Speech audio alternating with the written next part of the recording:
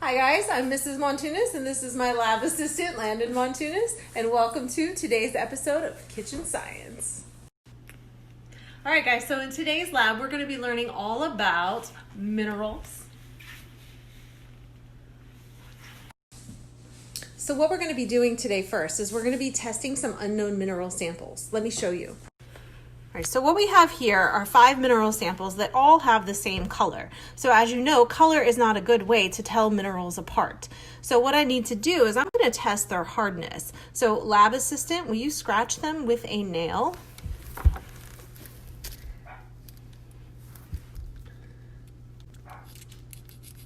Okay, and the nail is not scratching this mineral sample. Try another mineral sample.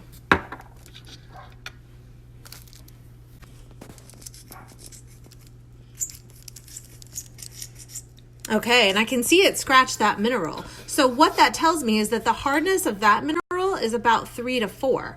The hardness of this mineral is greater than that. So I know that this is quartz and this is calcite.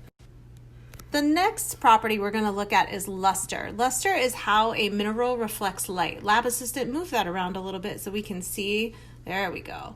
So this mineral has a very shiny, reflective, metallic luster. I can use all those words to describe it. This mineral looks like gold.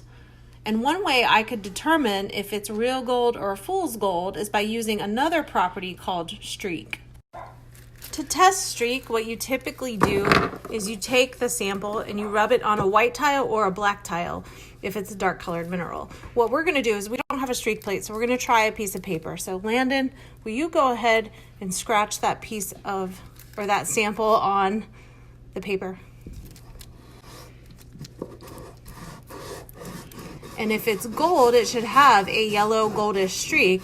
If it's pyrite, aka fool's gold, it should have a brown, green, or black streak.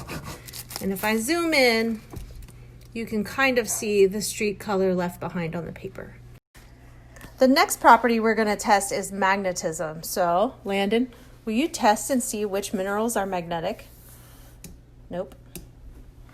Nope.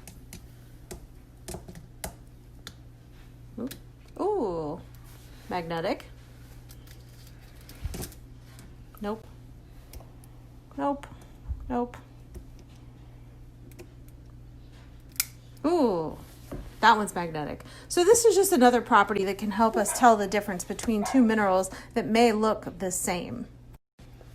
The next property we're going to test is fluorescence. So some minerals will light up and glow under a black light. So we've got our black light, and lab assistant Landon, will you hold up one of our minerals? Let's try fluorite.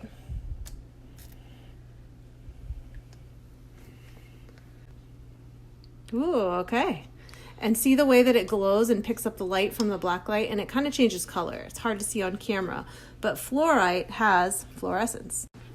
All right, so the next test we're going to do is called an acid test. Some minerals have certain elements in them that make them react with an acid. I'm going to be using a very weak hydrochloric acid, which is why I have gloves on, and I'm going to put on my safety glasses so that we don't get any acid on my fingers or in my eyes, because like I said, it is dangerous.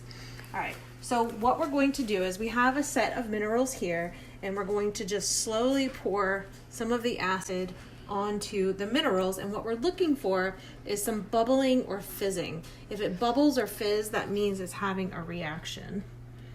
So I'm going to start here. You can see a reaction. I'll try that one. Here's another one. And so that bubbling and fizzing means that it's having a positive reaction. Thank you. Okay, now we're going to neutralize the reaction with baking soda. And what's happening now is these two are mixing together, and I'm getting salt and water. Stop. All right, so the next thing I want to show you guys is a really simple science experiment you can do at home. So what you'll need is an eggshell and clean, cracked in half, and then there's like a little little film inside. You want to clean that off. You'll need hot water, maybe boiling, so do this with parent supervision, and salt. And then what we're going to do is we are going to make a salt water solution. So that simply means we're just going to add salt, stir, until the salt dissolves. And we're going to do this until you can't dissolve any more salt. Okay, so we're just going to keep adding salt and stirring until the water cannot hold any more salt, which means that it is fully saturated. You'll know that it's fully saturated when no more salt dissolves and it just starts sinking onto the bottom.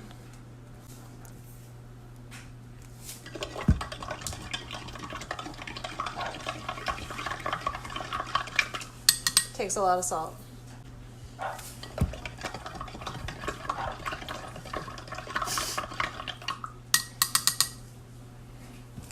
Okay, so we want to see, do we have any salt on the bottom? Yes, we do. So we have a fully saturated solution.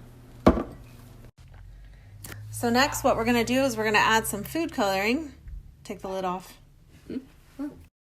So next, what we're going to do is add some food coloring to our salt water solution so that we can have some color in our crystals. All right, stir that up, Landon.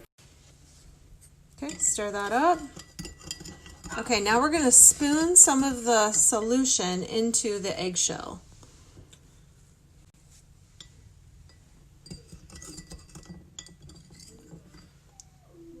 And then what's going to happen is we're going to leave this sit in the windowsill. So once you have your eggshell completely full, just set it aside and wait for a few days, maybe a week. And then what's going to happen is the water is going to evaporate and you're going to be left behind with the salt crystals. So there are our eggshell geodes waiting to crystallize. So like I said, when that water evaporates, we'll be left behind with salt crystals. Okay guys, this concludes our first episode of Kitchen Science. I hope you enjoyed and I'll see you next time.